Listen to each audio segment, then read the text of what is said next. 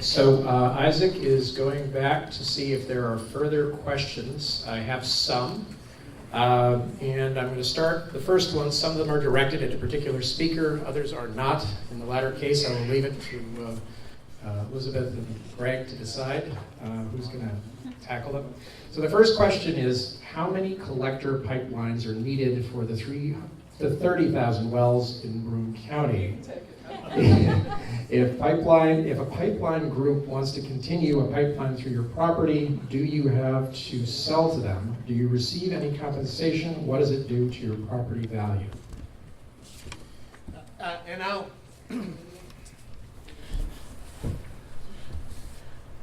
There's no way that I or Elizabeth would have any idea how many feeder pipelines, whatever. Is there an impact on the value of the property? And I think right now it may be a little bit too soon to determine conclusively, but certainly if you, the whole premise on value of residential real estate is that you have the quiet enjoyment of that property. And now if you've got a pumping station in a feeder line that is going right through, will that impact the quiet enjoyment? It would appear that might have some impact on quiet enjoyment, which then goes to value. And again, it's hypothetical now because we don't have anything of that nature in any grand scale that we can draw conclusively historical data.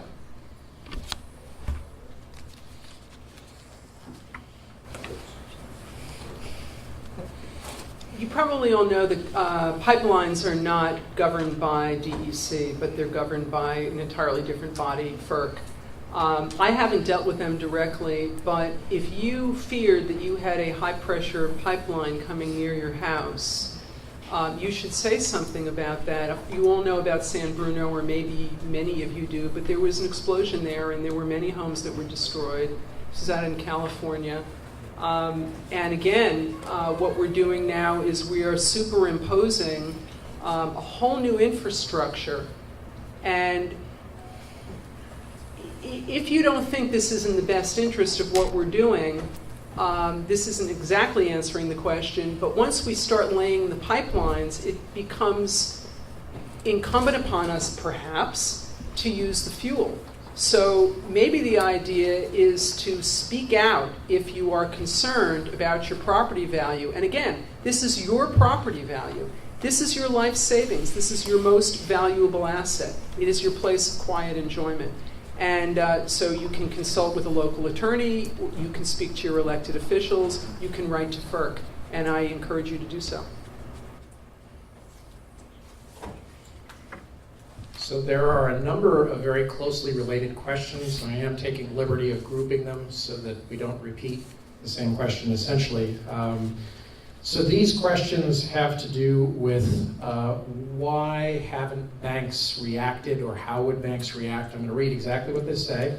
If default is such an issue, why are banks not taking a stronger stand on property and drilling? Quote unquote, leaser beware.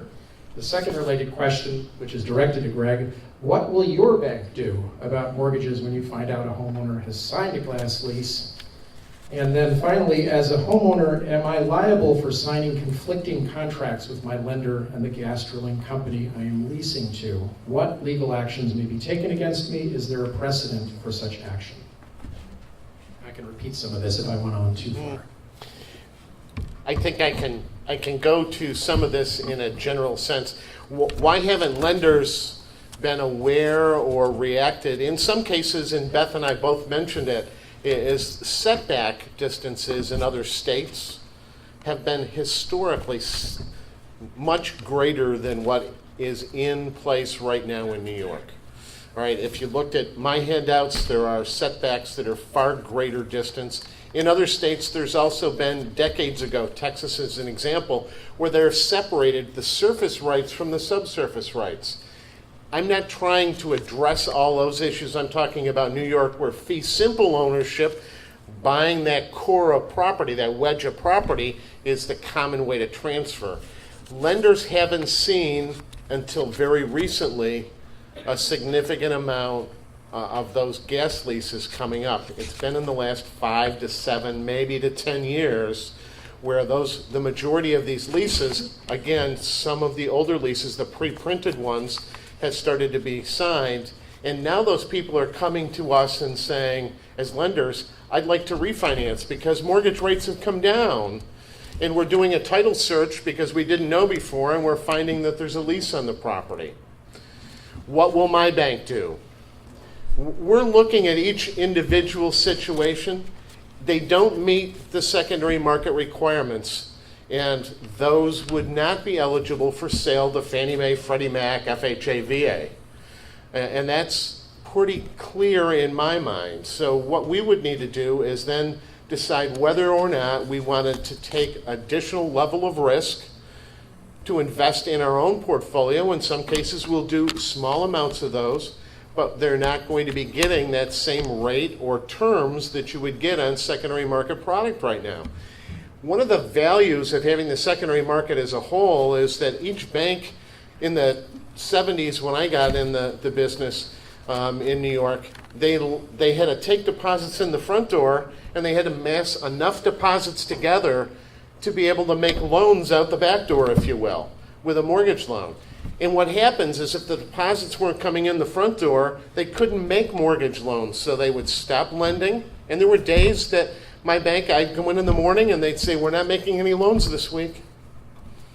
Now with secondary market, there's a constant flow of readily available, competitively priced mortgage money, and that's the value, so that you can buy and sell properties fairly easy, and there's always going to be financing somewhere. If the secondary market's not going to buy that, then we're going backwards in time, my opinion, to an area that's going to say, all right, based on each individual bank's risk tolerance, how much of that type product do they want, under what terms and conditions do they want.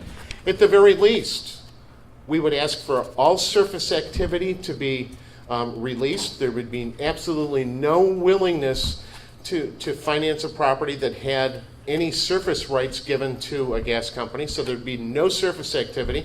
And then we'd make the people sign an agreement, and my bank does it, and there's several in upstate New York that have started to adopt this, where they'll say you will not renew the lease, you will not allow any activity on the surface of the property, you will not modify the lease in any way. When this lease is up for renewal, you will not renew, and you are aware that this doesn't meet guidelines, and just because I financed it today doesn't mean I'll have the same attitude to finance it 10 years from now. So again, I don't want to say we say no 100% of the time, but it's certainly not going to be anywhere near as easy or as anywhere near as attractive terms to be able to get financing. I would say that lenders who get paid every month are not aware necessarily that there's a gas lease on a property. You know, we have a $6.7 trillion secondary mortgage market, and those loans were already out there. I think Greg was saying that. So if you think in your mind, make a distinction between the loans that were already made and the ones that will be made in the future.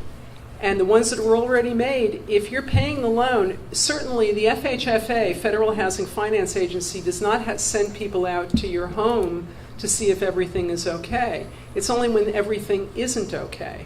And because Nationwide confirmed that they do not insure drilling activity, and as Greg confirmed, other insurance companies confirmed that they don't insure drilling activity, if we start to see homeowners insurance companies not renew homeowners policies on gas leases, there's going to be a shift. Now, I did have this conversation with Greg before this where he said they're going to get them to get property owners to get general liability insurance under an all-risk policy, which means that the insurance company would cover all risks except that which is excluded. Well, that's fine, but you know what's going to happen? Oh, by the way, that only protects the lender, it doesn't protect the homeowner. So what's going to happen is the first time there's a casualty, they'll have to pay out, and Greg will get paid off, but they'll cancel the policy the next day. So you're not really where you want to be. Oh, and by the way, I do want to say I sent a plan to DEC when I started realizing, I think homeowners are going to be harmed. I came up with this plan called a spacing unit risk management plan, because I figure, well, spacing units are like construction sites. And if you've ever had construction at your house, you want your contractor to name you as an additional named insured on their policy. Does that make sense? That if something goes wrong, that they're going to name you as if you were insured. And I said under that, they should insure you under their general liability and pollution and all the rest of it. And because I'm worried that people are going to lose their homeowners insurance, the gas companies ought to have a line item in there for your homeowners insurance as well. I can't say anybody has been clamoring to talk to me about this idea, but it could work. And the question I think really is, if we were to do the math, would this be a profitable business if the industry was fully paying for its own operations? I think that that's a fair question for us to ask, and frankly, I think it's something for which we deserve an answer. Well, these follow naturally from that, which is the relationship between homeowners insurance, mortgages, and gas drilling. The first part is, what's the connection between homeowners insurance and a mortgage? I think we've heard a little bit about that already. What's the effect on your mortgage and homeowners insurance if you are compulsorily integrated? And when you talk about liability, what does that mean in practice? What are people liable for? And then finally, does a property that doesn't have a lease have to worry about its homeowner's insurance not being renewed if it has reported water problems and has water deliveries from the gas company?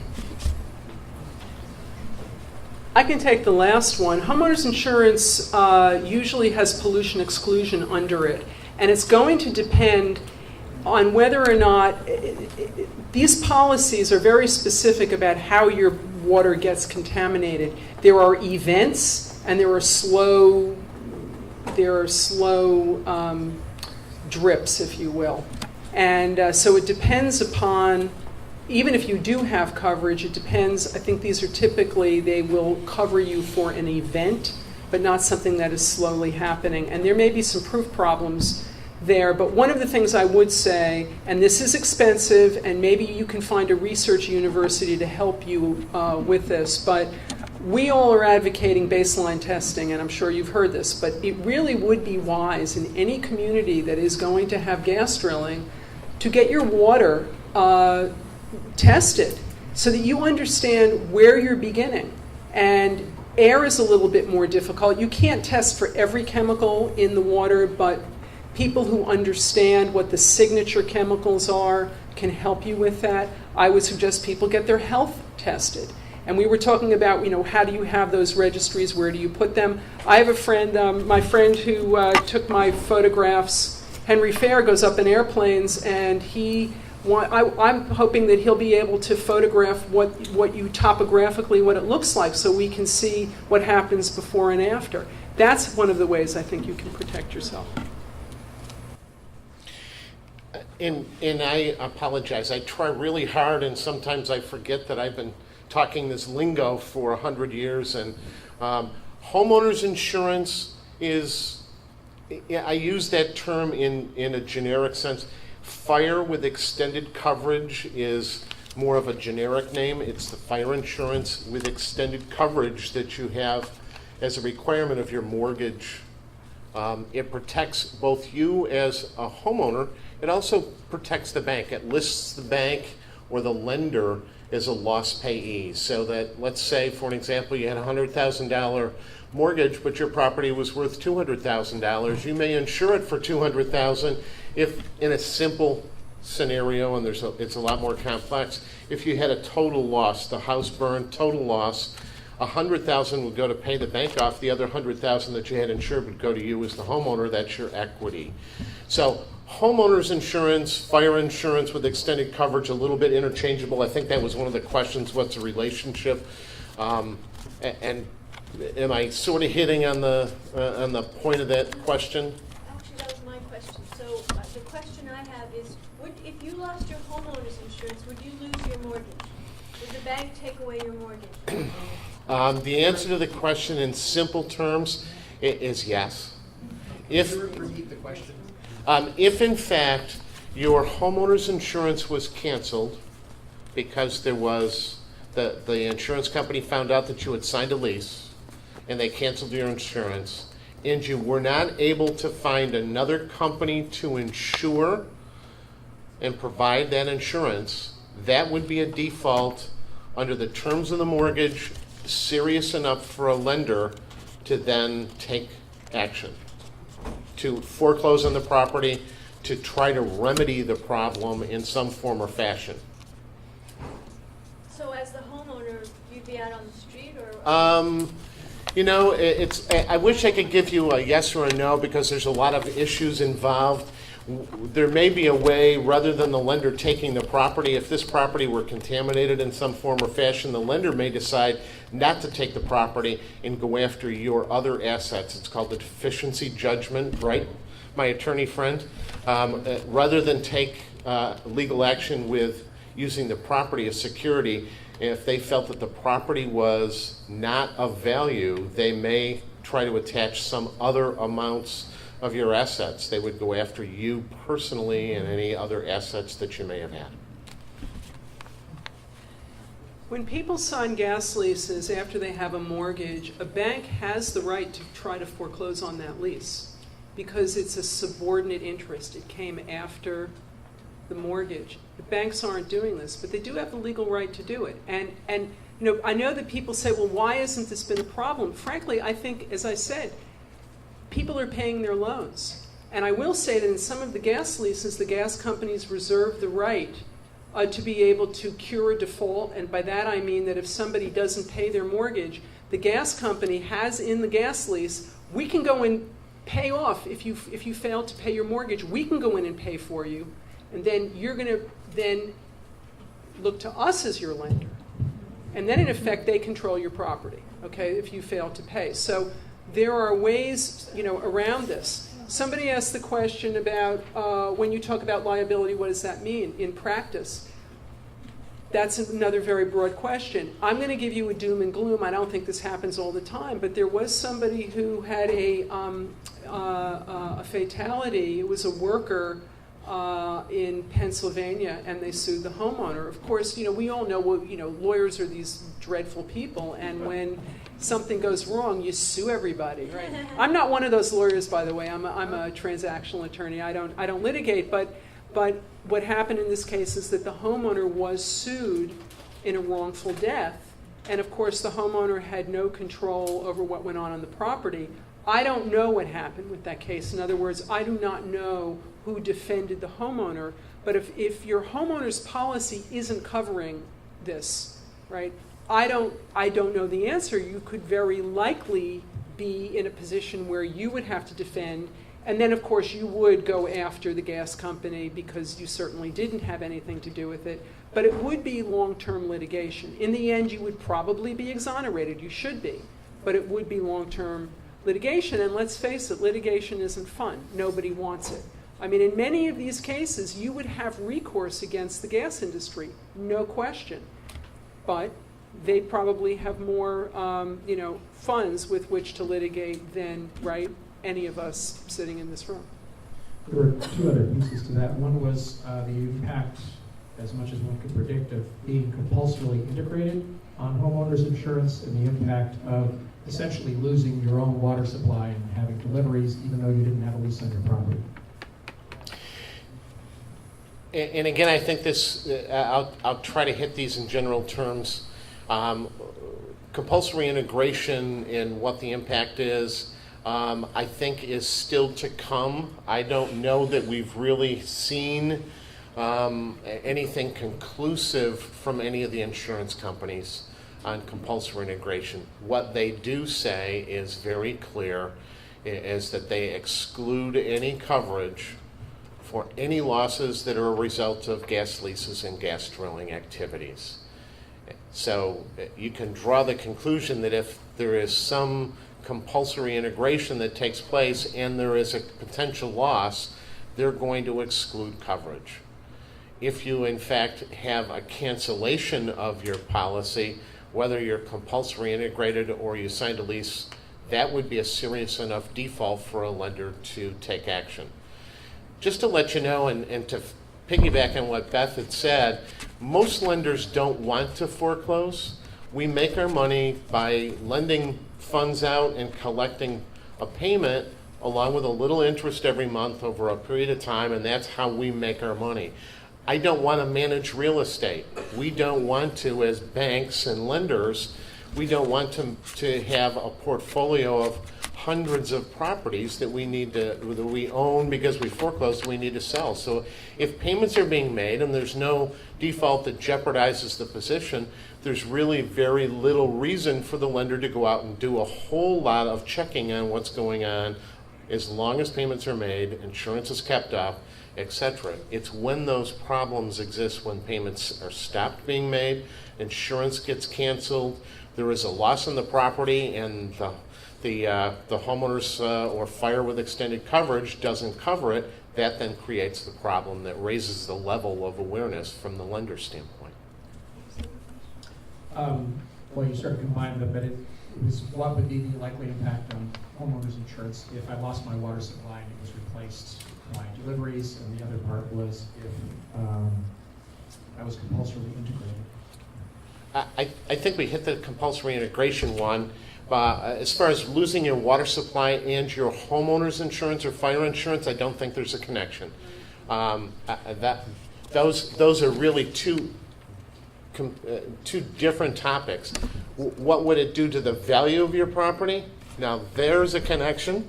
And if you didn't have palatable, potable water, what's called potable water, drinkable water on your property, it's certainly going to have an impact on value. It would have an impact on your ability to sell that to another person.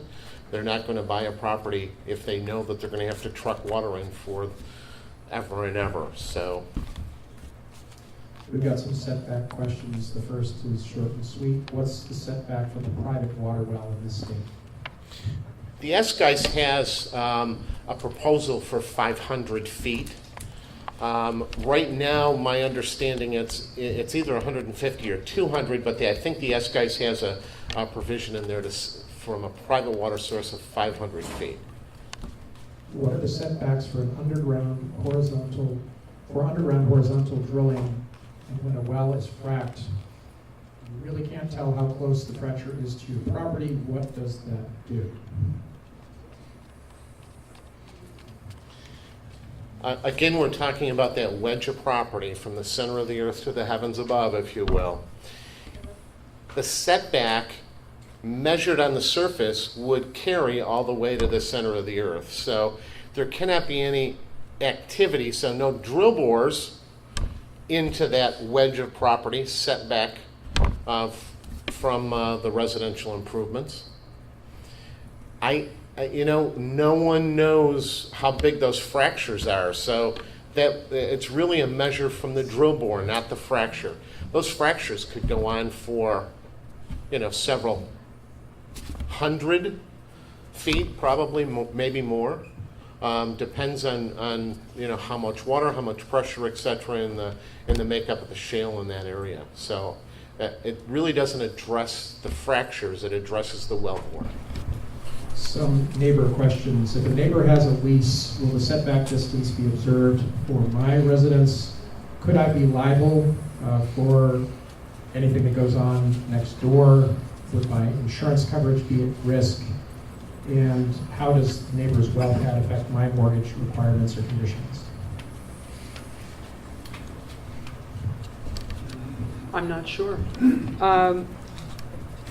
The gas company's statement when it came out was with respect to their own insureds. They said that we will not renew policies that have drilling activity on their property. You would certainly have a nuisance claim. You would have a claim against your neighbor, and that would be what I would suggest if somebody had contamination. I don't believe that your insurance company is going to terminate your policy because this isn't something that you necessarily did on your own property. But it doesn't necessarily mean that they're going to cover you either. And I'm kind of, saying I'm not really sure. It would be something that I would have to research. And I could research it, and I could, and I could get back to Sue, whoever that person is. They could come up to Sue afterward, and we could try to figure that out. But that's my best answer. This is a very different sort of question and somewhat lengthy. I was raised in Lucerne County, Pennsylvania. I saw sinkholes in yards and roads due to subsurface collapse. Too bad, how sad, who paid? The taxpayers. When my grandfather's lease expired, the coal company came, surface mined, destroying a pond, trout stream, and surface holes were filled with sulfur water, heaps of slagstone and rubble. The company said they would restore the land, never did in 60 years plus. One company did pay a minimum fine, which was cheaper. Is this New York today? So, that's the question at the end. Well, I'm sorry. I really mean that. I have to say, I hear stories every single day from people living all over the country. When I say all over the country, in different states where drilling is going on. And I cry a lot because there are some very serious things going on in this country. They do not get reported in the press. And that story is not an unusual story. Of course, there's sinkholes. I mean, there's a huge sinkhole now in Louisiana that's just unbelievable. I mean, it was in a salt mine, and then there's butane, and people, 150 families have evacuated. These stories sort of go on. Is this New York today? That's the question. I think we really are the ones who are going to decide this. And again, I would just say that the only way that we're going to make change is for us to say that this is not acceptable.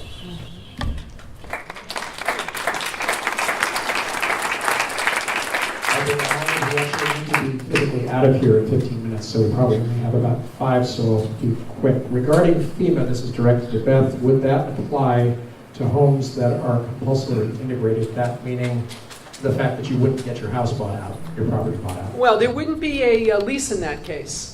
So you can say, hey, DEC. I mean, this has been my question. I actually, in my article, I wrote about this, and I actually did even, even mention this to a high-ranking official in DEC. I said, I think that the government may be opening itself up to litigation here, because people may be put in a situation that they did not ask for, and it's too early to tell, is the answer. I really don't know. Again, you haven't voluntarily entered into a contractual arrangement if you're compulsorily integrated. The government has imposed it on you. So it is conceivable to me that FEMA could talk to DEC, they could have a conversation, and DEC would somehow maybe release you from the spacing unit, maybe, if the drilling hadn't already begun. I think once the drilling begins, maybe there's a different momentum there. I can't really say. But I do think that those two situations are legally distinguishable. So I think you would be in a much better situation. Have you tried to give this talk to any landowners, coalitions, or elected municipal officials? If not, have you tried to do so and been rebuffed? I thought I was brave coming here. I have spoken in mixed company, let me put it that way. Have I been rebuffed?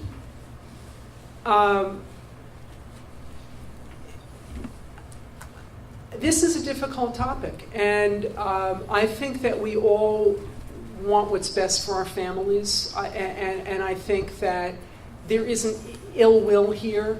I think, unfortunately, what's happening is neighbor is getting pitted against neighbor, and this is one of the things that I frankly, and I'm telling you, I do shed tears about this. This is not America. We're much better than this. We really are.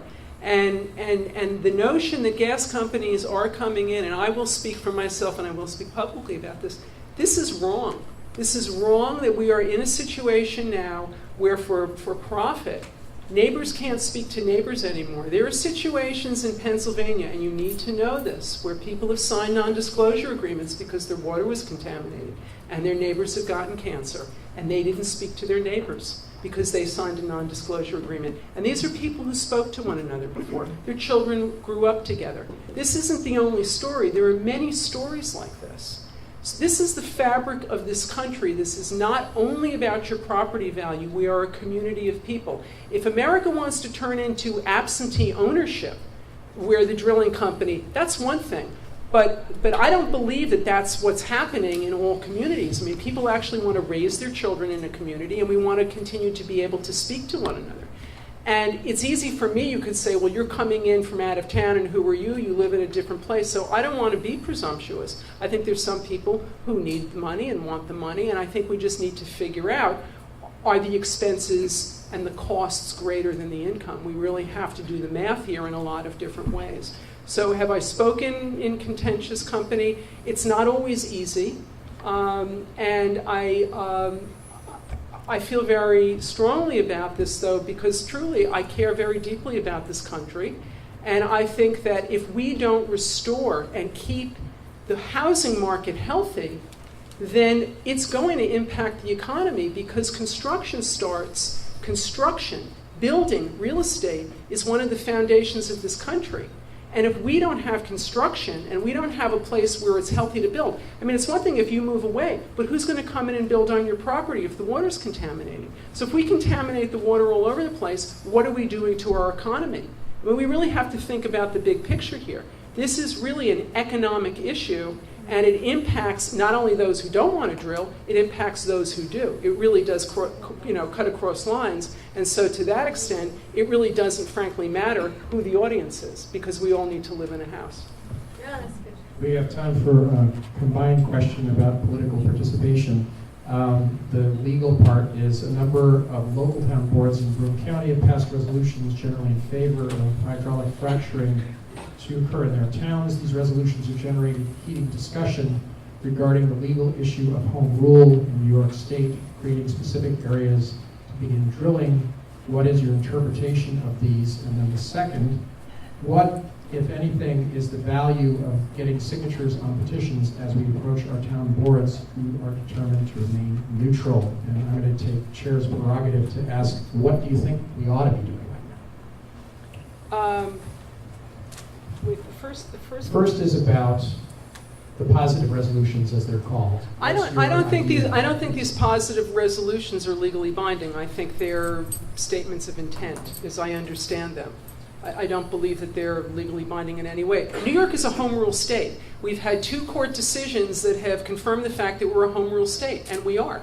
And I don't, frankly, think that there's going to be. I do know that, by the way, Anschutz is transferring over their lawsuit to Norse Energy, or a different company, and then they're divesting of their interest. But I'm fairly optimistic about that. So I think that if people are intent upon excluding drilling, what you need to do is pass a moratorium or a ban or whatever that might be, time limited or not time limited. But I do not believe that these are legally binding. And in the second, you're saying? The second was, what's the value of getting signatures on petitions if they are not acted upon by town boards? It's a tactical. Well, I think, okay, I'm not the sharpest knife in the drawer, what can I tell you? But I think that, look, I'm League of Women Voters, right? We go to this, everyone needs to vote. Very important. And if your elected officials are not representing your best interest as you decide as a voter, you go to the voting booth and you vote them out of office, right?